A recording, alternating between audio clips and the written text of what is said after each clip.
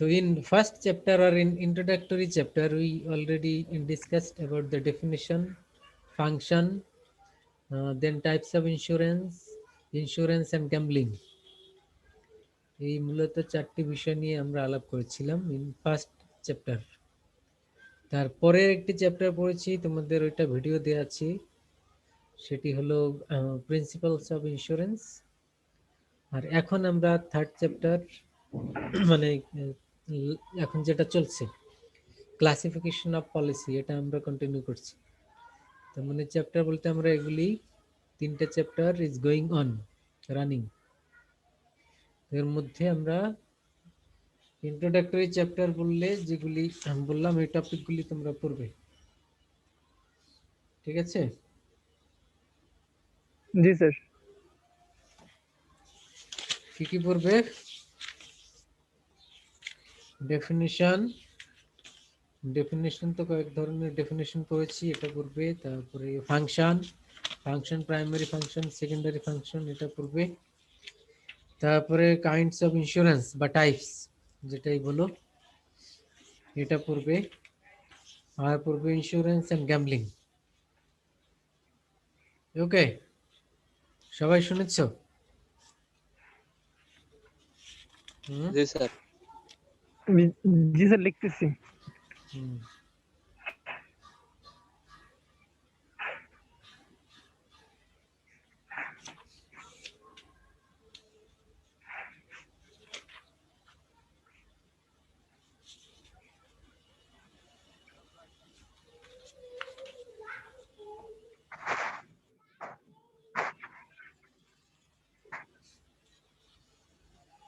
Sir পরীক্ষা আমরা এবারে কিভাবে হবে স্যার? ভাইভাতে হবে না স্যার? না রিটেন, এটা তো ক্লাস টেস্ট। আস্তাগফিরুল্লাহ। এইটা ক্লাস টেস্ট, এক পেজের মতো লেখার মতো ওরকমেরই দিব। তোমরা সবাই ক্যামেরা অন করে লিখবে, লিখে তারপরে এটা একটা ছবি তুলে 15-20 মিনিট সময় দিব, তো এর মধ্যে লিখে এটা একটা ছবি তুলে এখানে মেসেঞ্জারে আমাকে দিয়ে দিবে, অথবা হোয়াটসঅ্যাপে, যে কোনো এক জায়গায় দিলেই হবে। এটা ক্লাস টেস্টে আমাদের 10 মার্কস আছে, জানো তোমরা তো, সেটাই অন্য কেউ মিস করবে না, সবাই অ্যাটেন্ড করবে। ওকে। তবে স্যার এটা আগামী সপ্তাহে, তাই না স্যার? কেন, কালকে কি সমস্যা? স্যার কালকে না স্যার, বইও নাই, পিডিএফও নাই স্যার। স্যার কালকে ক্লাস টেস্ট দেওয়া সম্ভব না, কাল ক্লাসই করবো, কি ছুটি নিতাম আমি আপনার কাছ থেকে। আচ্ছা ঠিক আছে, তো আগামী বুধবার, ঠিক আছে? জি স্যার। আগামী বুধবারে আমরা ফিক্স করলাম, কিন্তু কারো কোনো অজুহাত কিন্তু আর শুনবো না। যদি বলো বই নাই, প্রিপারেশন নাই, কোনো এগুলি বললে কোনো লাভ হবে না আগামী বুধবারে, ইনশাআল্লাহ। তো আমরা এবারে আসি, লাস্ট ক্লাসে শুরু করেছিলাম classification of policy. Already we finished whole life policy, then term policy. Term policy আমরা কত ধরনের পড়েছি? 3 টাইপস। কি কি বলো একজন? হোল লাইফ পলিসি কত ধরনের, টার্ম পলিসি কত ধরনের, আমরা যেটা পড়েছি নামগুলি বলো। স্যার স্মরণ নেই। হ্যাঁ হ্যাঁ, কি বলো? হোল লাইফ পলিসি আমরা কত ধরনের পলিসি পড়েছিলাম সেটা আগে বলো তো। একটা হলো হোল লাইফ, টার্ম, তারপরে ধরনের পলিসি স্যার আমরা এন্ডোমেন্টটা বাকি আছে, এটা আজকে আলাপ করব। হোল লাইফ পলিসি আমরা কত ধরনের পড়েছি? তোমরা কিছু নোট নাও না, লিখো না, বা পরে শুনো না। আমরা 4 ধরনের বলেছিলাম। প্রিমিয়ামের উপরে বেস করে বলেছিলাম single premium, continuous premium, limited premium, whole life policy. আর একটি বলেছিলাম কনভার্টেবল হোল লাইফ পলিসি। এই 4 ধরনের। আর টার্ম পলিসিতে আমরা বলেছিলাম 3 ধরনের। কি কি বলো? স্ট্রেট টার্ম, রিনিউয়েবল টার্ম এবং কনভার্টেবল টার্ম। এই 3 ধরনের পলিসি আমরা পড়েছি। আর আজকে আমরা আলাপ করব এন্ডোমেন্ট পলিসি। এন্ডোমেন্ট পলিসি আর ভ্যারাইটি অফ ক্যাটাগরিজ, এর অনেক প্রকারভেদ আছে। আমরা হয়তো 3-4টা এখান থেকে আলাপ করব, বইয়ে 13-14টা বা আরো বেশিও আছে। যেগুলি ইম্পর্টেন্ট সেগুলি আমরা আলাপ করব। ওকে, তো প্রথমে স্যার। যদি আমরা বলি in case of whole life policy, if you purchase a whole life policy, that means after death the policy money will be paid up to the policy holder. মৃত্যুর পরেই তাকে পলিসির মানি পে করা হবে। এটা হলো হোল লাইফ পলিসির ক্ষেত্রে। আর টার্ম পলিসির ক্ষেত্রে আমরা বলেছিলাম যে ইট is not related to death. If the term is expired or after the expiration of the term, the policy holder or client will be paid up. Client K payment করা হবে তার মেয়াদ শেষ হওয়ার পরে। সে মারা গেল কি বেঁচে থাকলো সেটি ইম্পর্টেন্ট না। কোন ক্ষেত্রে? টার্ম পলিসির ক্ষেত্রে। আর in case of endowment policy, যেটি আজকে আমরা আলাপ করব, এন্ডোমেন্ট পলিসির ক্ষেত্রে কি হবে, যে এখানে একটি টার্ম থাকবে। মনে করো 5 বছরের জন্য তুমি একটি এন্ডোমেন্ট পলিসি কিনলে, এটা মানে কি, তার মানে একটা টার্ম থাকবে। টার্মটা কি? 5 বছর। এখন প্রশ্ন হলো এই 5 বছর পরে যদি ওই ব্যক্তি বেঁচে থাকে তাহলে double amount will be paid. যদি এর মধ্যে মারা যায় তাহলে কি হবে? Single amount will be paid. বুঝছো?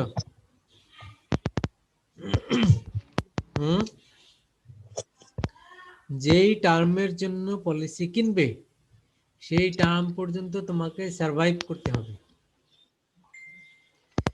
5 বছরের এন্ডোমেন্ট পলিসি কিনলে, if you survive up to 5 years you will be paid. তাহলে টার্ম পলিসির মতো এখানে একটি সময় থাকবে। পার্থক্য কি? পার্থক্য হলো এর মধ্যে শেষ পর্যন্ত তোমাকে বেঁচে থাকতে হবে। বেঁচে থাকলে টাকা পাবে, মারা গেলে টাকা পাবে না। কথা বুঝছো কি? স্যার হিউজ অ্যামাউন্ট কত, তাহলে তো স্যার জি স্যার। ইয়ার আমার সিআর মেরে ফেলাবে।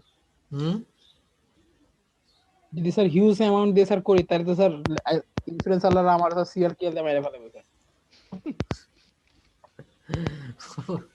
অনেক স্যার 20 কোটি টাকার করলাম স্যার, পরে স্যার আমার 20 কোটি টাকা দিতে পারবো না, এটা তো স্যার সিআর কে 20 লাখ টাকা ভাড়া করে আমার মেরে ফেলাবে। সেটা তো ইনভেস্টিগেশনে বের হবে যে কে কিভাবে মূল্য। তো স্যার কারেন্ট পেট্রোল লেগে যাবে। ইন্স্যুরেন্স কোম্পানি তো আর মারে না কখনো, মানুষ নিজে হয়তো টাকার জন্য এরকম এরকম অপরাধ কর্ম করে থাকে। আমরা যদি বলি যে এই এন্ডোমেন্ট পলিসি, তাহলে যেহেতু it is related to survival, it is সার্ভাইভালের সাথে সম্পর্কিত। যার মাইক্রোফোন অফ করো। সার্ভাইভালের সাথে যেহেতু সম্পর্কিত, এ কারণে তোমাকে বেঁচে থাকতেই হবে। এখন প্রশ্ন হলো তাহলে কারা কিনবে এটা? যারা মনে করে তারা বেঁচে থাকবেই, এই কনফিডেন্স আছে, the people who have enough confidence, they will go for survival policy or endowment policy. যারা মনে করে হ্যাঁ আমি বেঁচে থাকবোই, এতটুকু কনফিডেন্স। কনফিডেন্স তো আর এমনিতে হয় না। স্বাস্থ্য ভালো, কোনো রোগ নাই, আমাদের সোসাইটিতে রোগ শোক নাই এরকমের লোক তো খুব কম আছে, তাই না? আমরা হয়তো বাইরে থেকে অনেককে দেখে মনে করি যে খুব ভালো, মোটা তাজা, বেশ ভালোই তো, কিন্তু তুমি ভিতরের খবর নিলে জানবে যে কত সমস্যা, কত জটিল জটিল সমস্যায় পিপল আর সাফারিং। তো এই কারণে যাদের মনে করো মানে mentality, mental health, it also depends on physical health. এই দুই একটার সাথে কিন্তু আরেকটা রিলেটেড, জানো তো তোমরা? মনে করো কারো যদি কোনো জটিল রোগ জি স্যার। থাকে, কারো যদি কোনো জটিল রোগ থাকে, তার ইম্প্যাক্ট পড়ে মেন্টালিটির উপর, এবং তার মন মেজাজ খারাপ থাকে তখন। তার মানে সাইকোলজিক্যাল ব্যাপার স্যার। একজন মানুষের কনফিডেন্স গ্রো করে কখন?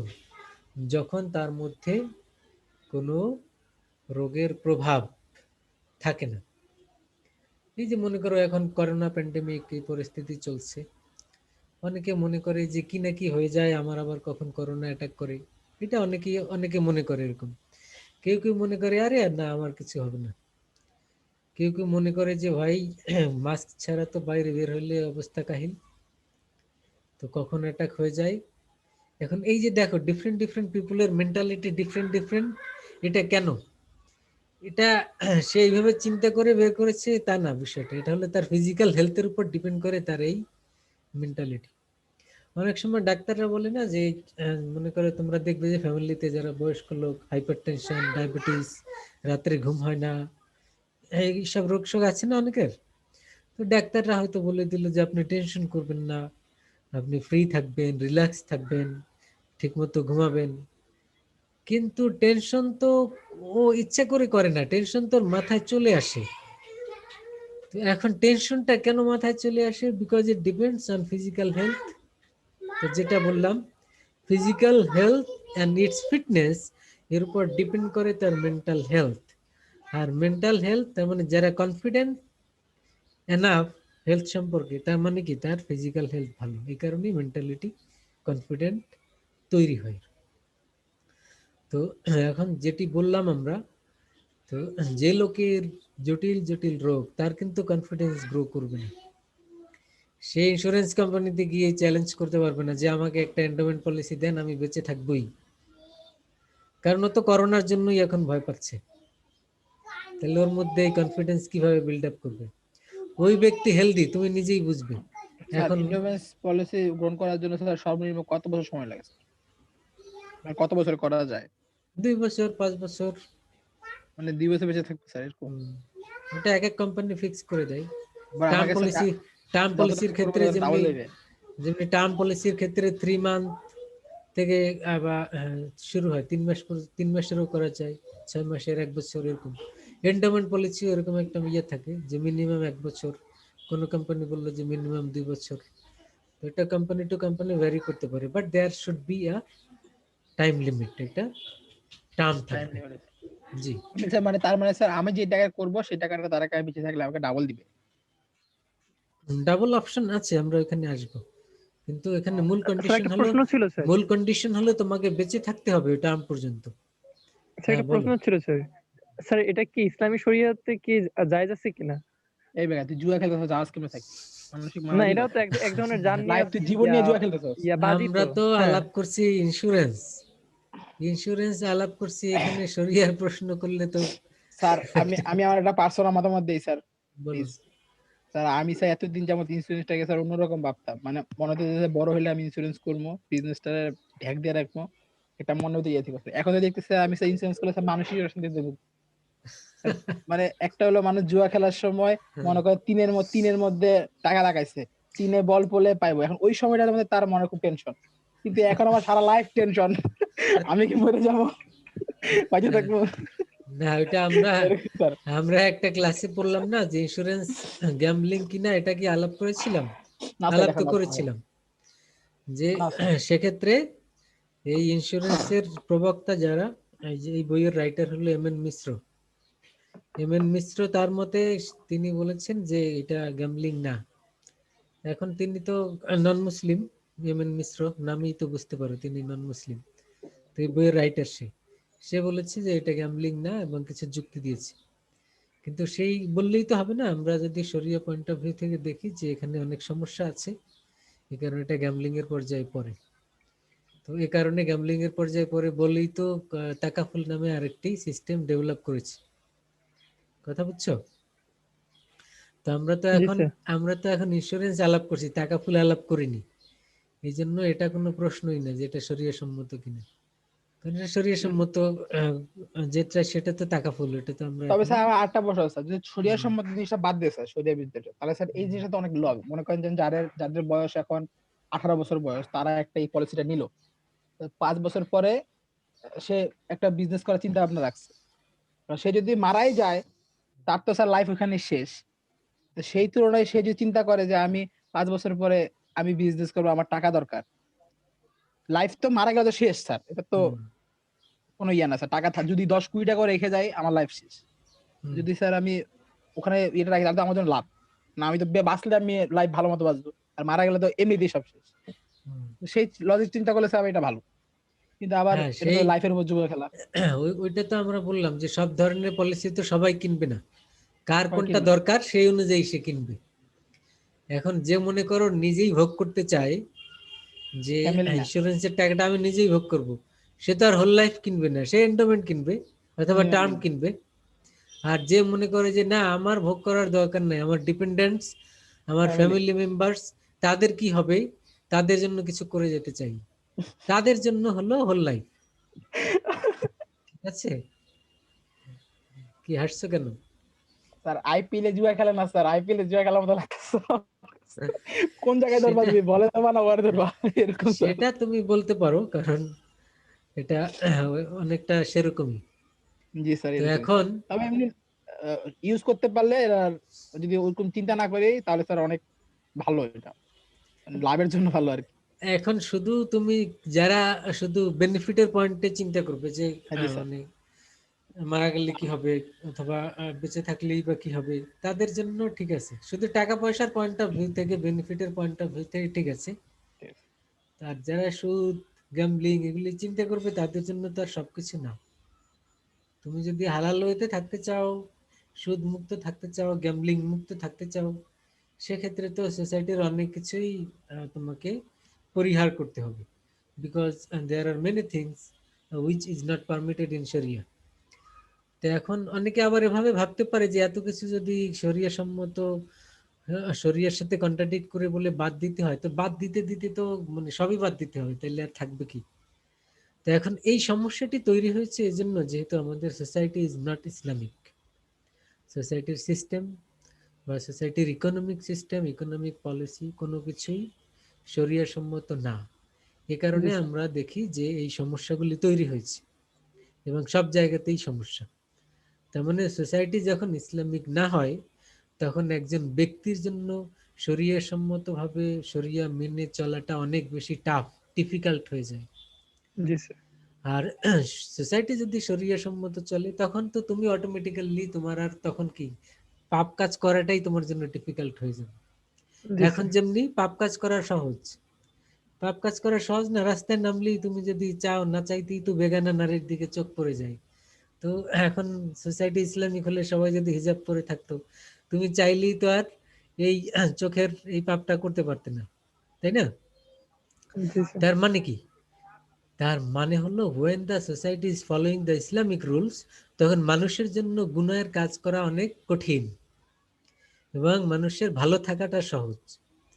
আর যখন society is against the Islamic শরিয়া, তখন তোমার জন্য গুনাহের কাজগুলি সহজ। চারদিক থেকে শুধু তোমাকে অপশন দিচ্ছে, বিভিন্ন অপশন। তুমি মোবাইল খুলো, দেখো যে কত কিছু অপশন আসতেছে, ইউটিউব, ফেসবুকে কত কিছু আসে। মানে এগুলি তুমি যদি একটা একটা চিন্তা করো যে এটা কি শরিয়া সম্মত, এটা কি শরিয়া সম্মত, তুমি দেখবে যে এর ম্যাক্সিমাম হলো শরিয়ার সাথে কন্ট্রাডিক্ট করে। কিন্তু তোমাকে তো অপশন দিচ্ছে, তার মানে কি মোবাইলে ঢুকলে অপশন, রাস্তায় নামলে অপশন, তুমি যদি কোনো বিজনেস করতে যাও সেখানে অপশন। অপশন বলতে কি হারাম করার। তার মানে everywhere you are going, you have many options to do or to act in crime, sinful act, commit scene.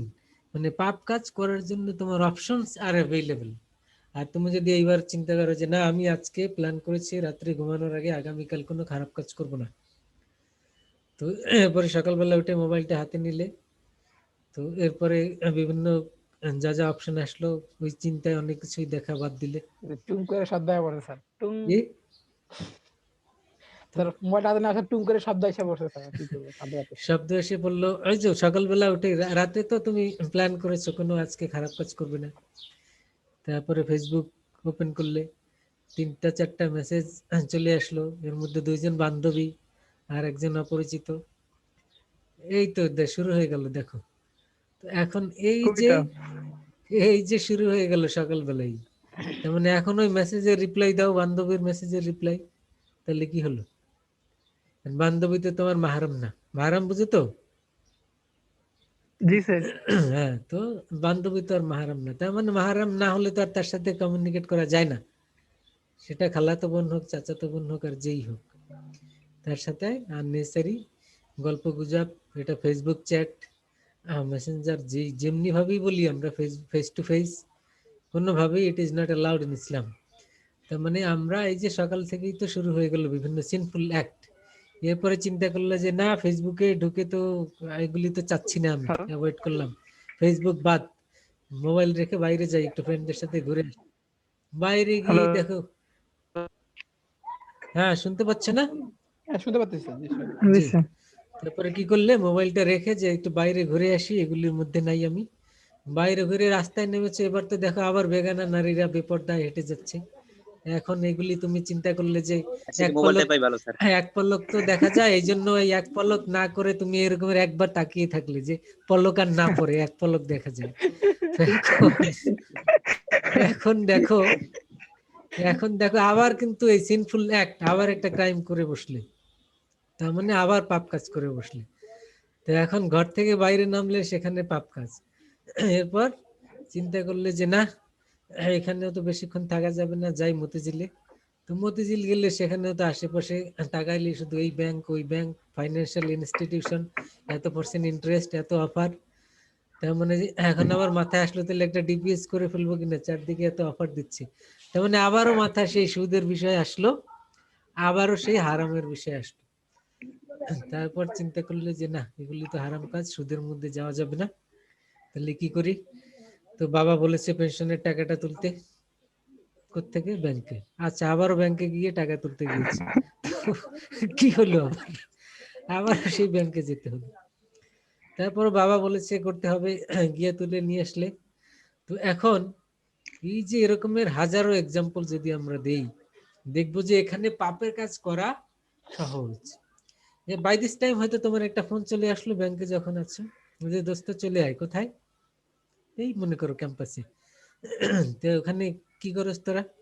বললো এক বান্ধবী নিয়ে আসছি, আয় তোদের সাথে পরিচিত করাই দিই। দেখো তুমি চাইলে যা যা অ্যাভয়েড করতে, সেগুলি চারপাশ থেকে শুধু তোমাকে কি করছে? পুশ করছে। এখন এটা কেন মানে চারদিক থেকে তোমাকে সিনফুল অ্যাক্ট করার জন্য প্রলোভন, এটা কেন?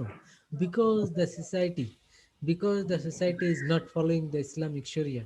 So everywhere we are going we have trap, সব জায়গাতেই আমাদেরকে অ্যাট্রাকশন ট্র্যাপ, যেগুলি আমাদেরকে ডাইভার্ট করে দেয়, আমাদেরকে আল্লাহ সুবহানাহু ওয়া তাআলা শরিয়া এগুলি থেকে ডাইভার্ট করে দেয়।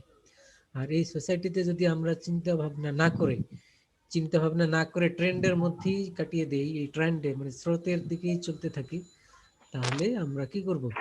নিজেদেরকে ক্ষতি করব নিজেরাই, এবং এর প্রতিটি অ্যাকশনের জন্যই আমাদের একটি সময় জবাবদিহি করতে হবে। তো সেইগুলি হয়তো আমরা চিন্তা করার টাইমই পাই না, যে কবে জবাবদিহি, কবে মারা যাব, এগুলি টাইম নেই তো, কারণ সারাদিন তো ব্যস্ত থাকি আমরা, একটা পরে একটা বিভিন্ন ব্যস্ত। তো এত ব্যস্ততার মধ্যে রাতে যে একটু ঘুমানোর আগে চিন্তা করব যে ভালো কাজ করলাম না খারাপ কাজ করলাম, সেই চিন্তাও তো নাই, কারণ মোবাইল দেখতে দেখতে ঘুমিয়ে পড়ি, আবার সকালে উঠে টুংটাং শুরু হয়ে যায়। তো এই যে ব্যস্ততা, এই ব্যস্ততার চারদিকের যে প্রলোভন, এই প্রলোভনের মধ্যে এখানে খারাপ কাজ করা সহজ।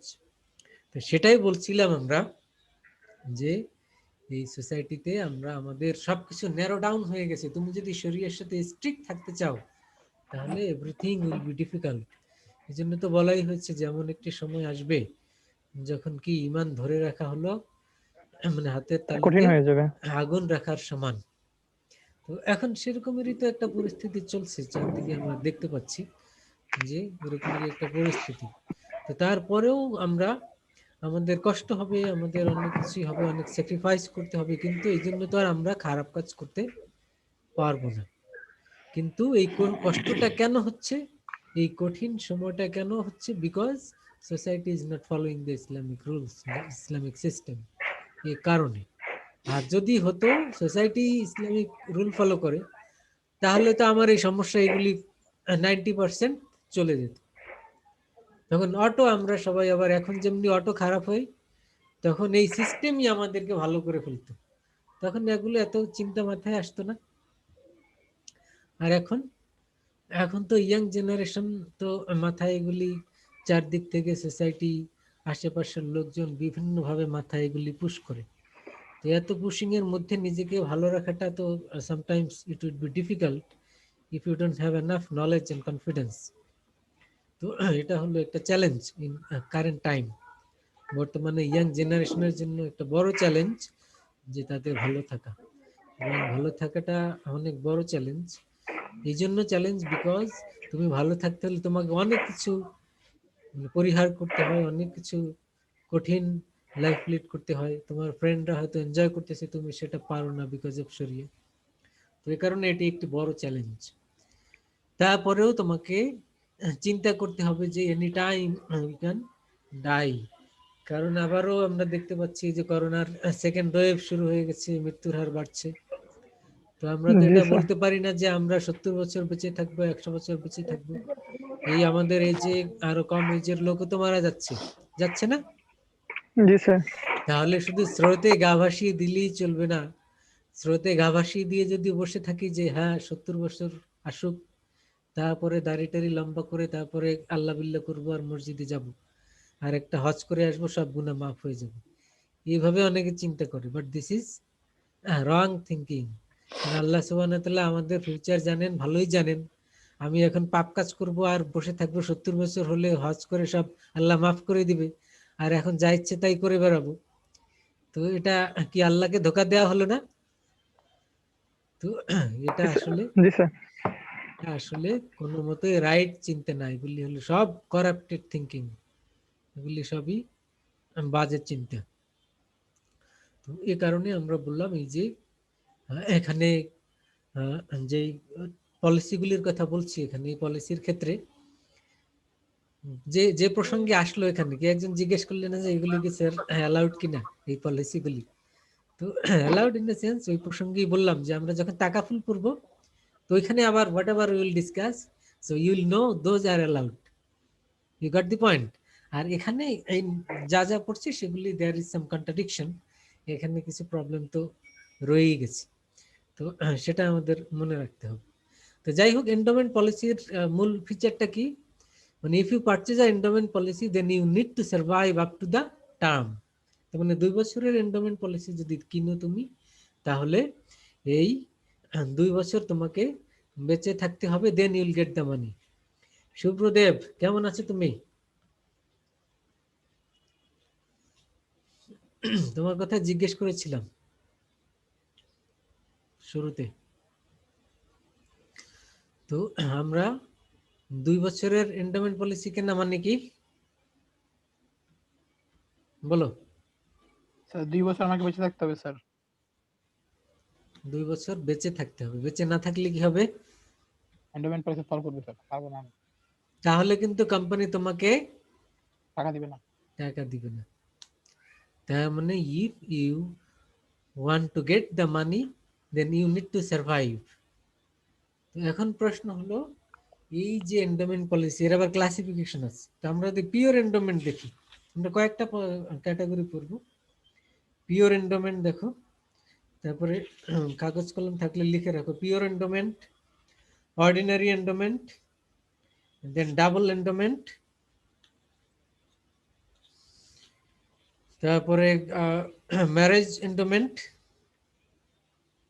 Education annuity policy. এই কয়টা আলাপ করবো। এখানে অনেক ভ্যারাইটিজ আছে, প্রায় 15-20টা আছে। তো আমরা এতগুলিতে যাচ্ছি না, আমরা ওই 4-5টা বললাম, এগুলি আমরা আলাপ করব। তো প্রথমেই আমরা দেখি পিওর এন্ডোমেন্ট। পিওর এন্ডোমেন্ট কি, যেটি আমরা অলরেডি বললাম। এই পিওর এন্ডোমেন্ট হলো যে তুমি যদি পারচেজ করো এই পিওর এন্ডোমেন্ট পলিসি, তাহলে তোমাকে যত বছরের জন্য পারচেজ করেছো তত বছর বেঁচে থাকতে হবে, দেন তুমি টাকাটা পাবে। বেঁচে না থাকলে টাকা পাবে না। এখন এটা কারা কিনবে, এটি হলো প্রশ্ন। এটা কিনবে ওইসব ব্যক্তি যাদের কনফিডেন্স রয়েছে, যারা মনে করে হ্যাঁ আমি বেঁচে থাকবই, আমার হেলথ এনাফ, হেলথ অনেক ভালো, এবং এই কারণে আমি বেঁচে থাকবো। তো এরাই কিনবে। মনে করো কোনো একজন ব্যক্তি কোম্পানিতে গিয়ে বললো আমি একটা হোল লাইফ পলিসি কিনবো। হোল লাইফ পলিসি তোমরা জানো যে সেক্ষেত্রে আপ টু ডেথ প্রিমিয়াম দিবে, মরে যাওয়ার পরে টাকা পাবে, এবং তার ফিজিক্যাল হেলথ বা ফিটনেস কোম্পানি চেক করে যদি কোয়ালিফাই করে তাহলে পলিসি সেল করবে। এখন কোম্পানি বললো যে আপনার ফিজিক্যাল ফিটনেস ভালো না, আপনাকে আমরা ডিসকোয়ালিফাই করলাম, হোল লাইফ পলিসি আপনাকে সেল করব না। এই কথা বলাতে তো এই লোকের বয়স মনে করো কত 50 বছর। তো সে তার এটা মাইন্ড করলো, সে বলল যে কি বললেন আপনি, আমার স্বাস্থ্য ভালো আর আপনি বললেন খারাপ, আমি মারা যাব।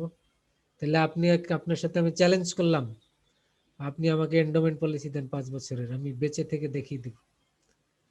তো এখন এন্ডোমেন্ট পলিসি তো বেঁচে থাকতে হয়, হোল লাইফের উল্টা। আর কোম্পানি তো যে কাউকে এন্ডোমেন্ট পলিসি দেয়, বয়স বেশি থাকলেও দেয়, কোনো সমস্যা নেই, কারণ চ্যালেঞ্জ তো ক্লায়েন্টের, বেঁচে থাকার চ্যালেঞ্জ। তো কোম্পানি বললে okay fine, whole life policy পাবেন না, কিন্তু এন্ডোমেন্ট যদি কিনতে চান ফাইন, কত বছরের কিনবেন? তো 5 বছরের এন্ডোমেন্ট কিনলো এবং সে 5 বছর পর বেঁচে থাকলো এবং টাকা পেয়ে গেল। You got the point? Yes, sir. এটা হলো পিওর এন্ডোমেন্ট। তো অর্ডিনারি এন্ডোমেন্ট,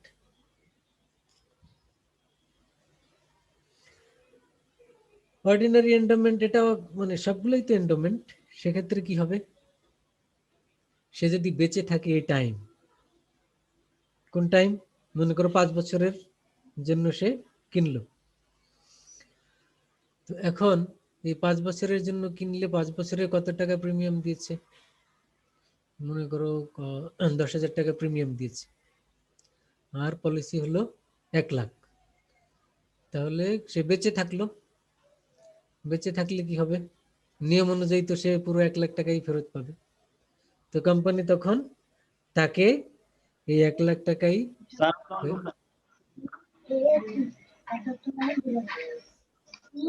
ব্রো কি বলছো? স্যার আমাকে স্যার খুঁজতেছিলেন স্যার, হ্যাঁ, ডাকছিলেন স্যার। তোমাকে খুঁজতেছিলাম যে তুমি ক্লাস করো না, এই জন্য জিজ্ঞেস করেছিলাম যে শুভ্র কোথায়, ওকে দেখতে পাচ্ছি না, ক্লাসও করে না, ভালো আছে না কিনা, জি এই স্যার। জন্য জানতে চাচ্ছিলাম আর কি। তুমি সুস্থ আছো তো? তো তুমি কি মানে ক্লাস করছো না কেন, সমস্যা কোনো?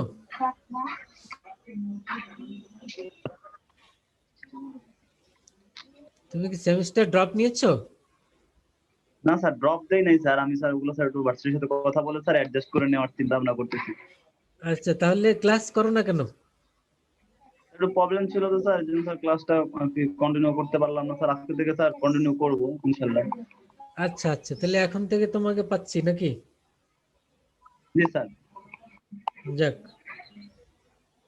তুমি আমার যে ক্লাসগুলি মিস করেছো সেই ক্লাসগুলি ভিডিও দেখে নিও, আমি ভিডিওগুলি ওই লিংক শেয়ার করে দিয়েছি, গ্রুপে আছে, তাহলে তোমার আর কোনো ক্লাসই মিস যাবে না। Okay sir. বুঝছো? জি জি স্যার। ওকে,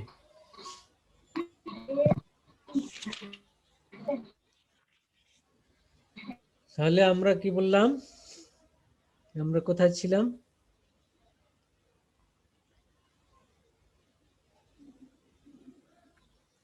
আচ্ছা, আমরা ছিলাম হলো অর্ডিনারি এন্ডোমেন্ট। তাহলে অর্ডিনারি এন্ডোমেন্ট কি? অর্ডিনারি এন্ডোমেন্ট হলো যে মনে করো কোনো ব্যক্তি 5 বছরের কিনলো, তাহলে এই 5 বছরের আগে সে মারা গেল, মারা গেল কবে, 2 বছর পর।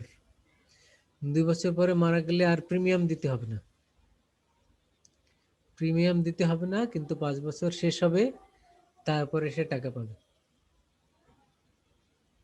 শুনছো? কত টাকা পাবে স্যার? ওই যে মানে যত টাকার ইয়ে ছিল। তাহলে এটা এন্ডোমেন্ট কেমন হলো স্যার? এটা হলো ওই যে অর্ডিনারি টার্ম এন্ডোমেন্ট। পলিসি হয়ে গেছে। এটা টার্ম পলিসিতে তো যখন মারা যায় তখনই টাকা পেয়ে যায়। এটা তো সেমই স্যার, মারা টার্ম গেছে স্যার, পলিসি, মারা গেছে। টার্ম পলিসি হলো যে মনে করো 5 বছরের জন্য কিনেছো, 2 বছর পর ওই ব্যক্তি মারা গেল, তাহলে তখনই টাকাটা পেয়ে যাবে। আর যদি মারা না যায় তাহলে 5 বছর শেষ হবে, তারপরে পাবে। আর পিওর এন্ডোমেন্ট, অর্ডিনারি এন্ডোমেন্টে কি বললাম, 5 বছরের জন্য এন্ডোমেন্ট পলিসি কিনলো, 2 বছর পরে মারা গেল, 2 বছর পরে মারা গেলে তার প্রিমিয়াম দিতে হবে না, প্রিমিয়াম দিতে হবে না, কিন্তু টাকাটা পাবে 5 বছর শেষ হওয়ার পরে। এটা আরো বেশি লাভজনক। জি, মানে এন্ডোমেন্টের আবার মারা গেলে এন্ডোমেন্টের আবার এরকম ক্লাসিফিকেশন আছে, কিন্তু লাভ বেশি, কিন্তু মরে যেতে হবে তো, না মরলে তো আর লাভ নেই। তো না এরপরে স্যার না মরে গেলেও তো স্যার আমি টাকা ডাবল পাচ্ছি স্যার। না ডাবল পাচ্ছ না, ডাবল পাবে Double ওটা না, ডাবল ওইটাই এন্ডোমেন্ট পাবে। যেটি ডাবল পাবে, যেটা ও। ডাবল এন্ডোমেন্ট, এটা আরেকটা পলিসি আছে, এটা 3 নম্বরে স্যার আলাপ করব। অর্ডিনারি এনরোলমেন্টে স্যার কি পাবো? অর্ডিনারি তোমার যত টাকার পলিসি সেটাই পাবে, কিন্তু প্রিমিয়াম আর দিতে হবে না। না বেঁচে আছি স্যার তখন। বেঁচে থাকলে তো প্রিমিয়াম দিবে তুমি, মানে প্রিমিয়াম মরে গেলে মানে আমি বললাম, 5 স্যার, বছরের বেঁচে তো গেছি, পাবি, আমি আর বলতে না চাচ্ছি মরে না। গেলে তো প্রিমিয়াম দিতে হবে। আরে স্যার আমার বলতে স্যার বেঁচে আছি 5 বছর পরে স্যার আমি সবগুলো প্রিমিয়াম দিছি স্যার, তখন আমি কত টাকা পাবো? 5 লাখ তুমি টাকা যত টাকার করছিল। পলিসি কিনেছিলে সেই টাকাটা পাবে। 5 লাখ টাকার প্রিমিয়াম দিছি, 5 লাখ টাকায় পাবো? 5 লাখ টাকা তো আর প্রিমিয়াম দিবে না, পলিসির মানি পলিসি ভ্যালু মনে করো 5 লাখ, 5 লাখ টাকার পলিসি কিনেছো, প্রিমিয়াম কত দিয়েছো সেটি জি, হয়তো স্যার। হিসাব করলে দেখা যাবে মনে করো ম্যাক্সিমাম 1 লাখ, কিন্তু তুমি 5 লাখ টাকাই পাবে। মারা গেলেও 5 লাখ টাকা পাবো, 2 বছর আগে মারা যায়। কোনটার ক্ষেত্রে? হ্যাঁ, মারা গেলেও আর অর্ডিনারি না গেলেও। এন্ডোমেন্ট, তাহলে সেটা ভালো। অর্ডিনারি এন্ডোমেন্ট, জি স্যার। হ্যাঁ জি স্যার, মারা গেলে ordinary পাবে, কিন্তু ওয়েট করতে হবে 5 বছর পরে পাবে, মানে এটা তো স্যার কোনো বিষয় না স্যার, এটা তো ভালো জিনিস তাহলে। ওয়েট করবে কে? ওয়েট করবে তো মানে যারা উইদাউট ডিপেন্ডেন্ট, রিস্ক। যারা ডিপেন্ডেন্ট তারা ওয়েট করবে এবং জি 5 স্যার। বছর শেষে তারা টাকা পাবে, কিন্তু প্রিমিয়াম আর দিতে হবে না। জি স্যার, কোনো রিস্ক, তবে তো স্যার এইটা রিস্ক ছাড়া কোনো রকম হ্যাঁ রিস্ক নাই। এরকম এক এক পলিসির এক এক ফিচার। আরেকটা আছে ডাবল এন্ডোমেন্ট। ডাবল এন্ডোমেন্টে কি হবে, যদি তুমি বেঁচে থাকো তাহলে ডাবল পাবে, আর মারা গেলে সিঙ্গেল পাবে, বুঝছো? 5 লাখ টাকার এক্সাম্পল বলছি, 5 লাখ টাকার পলিসি মারা কিনেছো, গেলে এই তো এক্সাম্পল বলি, 5 লক্ষ টাকার জি পলিসি স্যার। কিনেছো ফর 5 ইয়ার্স, 5 বছর পরে তুমি বেঁচে থাকলে তাহলে পাবে হলো 10 লাখ, আর যদি এর মধ্যে মারা যাও তাইলে পাবে 5 লাখ। তবে তো স্যার এটা আরো লাভজনক। এটা হলো ডাবল এন্ডোমেন্ট। এটা কইলাম না যে প্রত্যেকটা মানুষের করা উচিত, এটা বাচ্চা অবস্থায় বিজনেস না করে পড়ালেখা কি লাভ, কিন্তু 10 বছর আগে এটা করে রাখতি, সে গ্র্যাজুয়েশন 20 লাখ টাকা দিয়ে দিত। এটা হলো ডাবল এন্ডোমেন্ট, দিদার তুই করে লো, এখন সময় আছে না। বুঝছো? ভাই ভাই এখন আমার এখনো সময় বাকিটা যদি আছে। আমি করবো এখন। 5 আরেকটি বছর হলো, পরে যখন বিয়ে করবি না তখন বিয়ের হ্যাঁ খরচ এবার উঠে যাবে। এবার বিয়ের শাদীতে আসতেছি, ওয়েট করো। এরপরে হলো ম্যারেজ এন্ডোমেন্ট, আয় হায়, এরপরে বউ মারা হলো গেলে বউ ফ্রি। মেঘ না যেতে জলাই পড়ছে। এরপরে হলো ম্যারেজ এন্ডোমেন্ট। ম্যারেজ এন্ডোমেন্টটা কি? জি স্যার। ম্যারেজ এন্ডোমেন্ট কিনবে হলো বাবারা, প্যারেন্টসটা কিনবে তার বাচ্চাদের বিয়ে শাদীর জন্য। এখন ও আচ্ছা, তাহলে তো ছিল। এখন সেক্ষেত্রে কি হবে, বাবা যদি মনে করে যে আমি মারা গেলে আমার 2টা মেয়ে আছে, এই মেয়েদেরকে বিয়ে কে দিবে? ছেলেদের কথা হয়তো ভাববে না, কারণ ছেলেরা নিজেরা বিয়ে করে নিতে পারবে, কিন্তু 2 মেয়েকে বিয়ে কে দিবে? অনেক খরচের বিষয় আছে। অন্য ছেলেরা স্যার নিজেরা বিয়ে করে নিবে স্যার। অন্যের ছেলেদেরকে স্যার বর্তমান যে যুগ স্যার, ভাইকে থাকলেও সমস্যা নেই। অন্য ছেলেদেরকে তো ভালো ছেলে বর্তমান খুঁজে যুগে পাওয়া স্যার মুশকিল। মেয়েদের কোনো বাবা পাবে না। অন্য ছেলেরা তো ভালো ছেলে খুঁজে পাওয়া মুশকিল, আর যেই মেয়ের বাবা নাই সেই মেয়েদের জন্য তো আরো বেশি রিস্কি। তো এই কারণে বাবা চিন্তা করতেই পারে যে যাতে এই মেয়ের বিয়ের শাদীতে কোনো সমস্যা না হয়, বা ছেলের কথাও চিন্তা করতে পারে। তো খুব ভালো ছেলে বাবা মার অমতে বিয়ে করবে না, এরকম আছে না? তো এরকমের ভালো ছেলের জন্য বাবা চিন্তা করতে পারে যে আমি মারা গেলে এই ছেলে তো আর নিজে বিয়ে করতে পারবে না, তো এর জন্য এই ছেলের জন্য কিছু করা উচিত। তো যদি মারা যায় কি হবে? তো সে একটা এন্ডোমেন্ট পলিসি কিনতে পারে। তো 10 বছরের হয়তো এন্ডোমেন্ট পলিসি কিনলো, তার মানে কি 10 বছর পরে ছেলের বিয়ে দিবে সেই প্ল্যান করলো। তো এখন 2 বছর পরে বাবা মারা গেল, মনে করে 10 লাখ টাকার পলিসি কিনেছিল 10 বছরের, এরপরে 2 বছর প্রিমিয়াম দিয়ে বাবা মারা গেল, এখন 8 বছর আর প্রিমিয়াম দিতে হবে না, 10 বছর শেষ হবে, কোম্পানি পুরো 10 লাখ টাকাই তখন দিয়ে দিবে, বুঝছো? স্যার আমার বাবা মা অনেক ভুল করছে স্যার। স্যার টাকা দিব, বউ তো দিব না স্যার। বউ টাকা থাকলে তো বউ ম্যানেজ করা তো খুবই সহজ। তো এই জামানা তো স্যার এখন নাই স্যার, বউ থাকলে বউ কিনে বউ। স্যার কথা আছে না স্যার, বিসিএস করে কালা মিলাইলো আর বিয়ে করে। ও, তোমার আচ্ছা থাকলে কোনো বার্তা তোমার নাই। কাছে টাকা থাকলে কি আর বউ ম্যানেজ করা ডিফিকাল্ট? সহজ। আর টাকা না না স্যার। থাকলে তখন হয়তো ডিফিকাল্ট হবে, কারণ এখন মেয়েরা অনেক চালাক। এখন তুমি মানে বললেই তো আর সে তোমাকে বিয়ে করতে রাজি হবে না। তোমার কি আছে সেটা আগে দেখে নিবে। কি আছে বলতে ফাইন্যান্সিয়াল অ্যাসেট, সেটা আছে কিনা আর কি। তো এখন এটা হলো সোসাইটির রিয়েলিটি।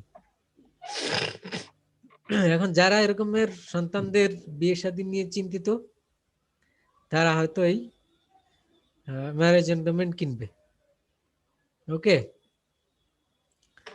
আরেকটি হলো এডুকেশন অ্যানুইটি পলিসি। এটা লাস্ট, এটা দিয়ে শেষ করব। তো এডুকেশন অ্যানুইটি পলিসি কি, বাবা হয়তো চিন্তা করলো যে আমার ছেলের বয়স 5 বছর। স্যার ম্যারেজ এন্ডোমেন্ট সেটা আবার একটু ক্লিয়ার করে স্যার, আমি বুঝতে পারিনি। এটা এটা তো স্যার তোমার না বুঝলেও চলবে, তোমার বাবার বোঝা দরকার। না, ও মা স্যার, আমি তো স্যার একসময় বাবা হবো স্যার, তখন আচ্ছা। স্যার বেড়াতে এটা বাইচে থাকবি তারপরে তো। তোমার নিজের আমি বিয়ের আমার উপর কনফিডেন্স আছে ভাই, থাকবেই। ভবিষ্যৎ তোমার নিজের বিয়ে পরিকল্পনা। শাদীর জন্য তো তুমি কিনবে টার্ম পলিসি করে পলিসি। রাখছি, চিন্তা করছি না। তোমার নিজের বিয়ে শাদীর জন্য তুমি কিনবে টার্ম পলিসি। তুমি যদি স্যার, চিন্তা আমি করো এই যে জন্য প্রশ্ন করছি, এটা টার্ম পলিসি আর এন্ডোমেন্ট পলিসির মতো ওটা সেম হয়ে গেছে স্যার। না, সেম না, পার্থক্য আছে এখানে। এক ধরনের টার্ম পলিসি তো বেঁচে থাকুক মারা যাক টাকা পাবেই সে, টার্ম শেষ হওয়ার পরে। আর এখানে তো কন্ডিশন আলাদা। এখানে বাবা মারা গেলে স্যার, এখানে এটা কিনবে বাবা, ম্যারেজ এন্ডোমেন্ট। এটা তুমি কিনতে পারবে না এখন, কারণ তুমি তো বাবা হওনি। যদি ছেলেই মারা যায় ছেলে মারা গেলে তো অন্য কথা, ছেলে মারা তখন গেলে স্যার অন্য বাবা ছেলে টাকাগুলো কি আছে। করবো? বাবার টাকা কি করবে সেটা তো সে যে কিছুই করতে পারে। ওটা লেখা আছে ম্যারেজ এন্ডোমেন্ট। টাকা তুলে যদি সে তার নিজের মানে বাবার বউই তো মারা যেতে পারে, নিজের বিয়ের পারপাসেও তো সে খরচ করতে পারে, সেটা তো অন্য কথা। কিন্তু এটা লেখা প্রয়োজন হলে থাকে, আবারও বিয়ে করবে। এটা ম্যারেজ এন্ডোমেন্ট নামই থাকে, কিন্তু টাকা কি ম্যারেজ পারপাসেই খরচ করবে কিনা সেটা তো ক্লায়েন্টের ইচ্ছা। ওইটা তো আর কোম্পানি এসে বলবে না ভাই আপনি টাকা নিলেন এখন মানে ছেলেকে বিয়ে দিচ্ছেন না কেন, ওইটা সে বলবে না। টার্ম পলিসির মতো হয়ে গেছে স্যার, অনেক টাকা লাগছে। টার্ম পলিসির সাথে তো মিল আচ্ছা। আছে অনেকটা, যেহেতু এখানেও টার্ম থাকে, কিন্তু অমিলও আছে।